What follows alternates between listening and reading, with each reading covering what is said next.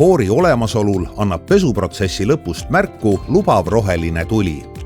Rohelise tule süttides võid pesulast väljuda, kuid kindlasti veendu ise, et tee on vaba. Kontrolli väikesel kiirusel sõites pidurite tööd, kuna pesu ajal saavad pidurikettad ja klotsid märjaks ja ei pidurda enam nii hästi. Vajadusel kuivata kuivatuspaberiga peeglid, klaasid ja uksevahed.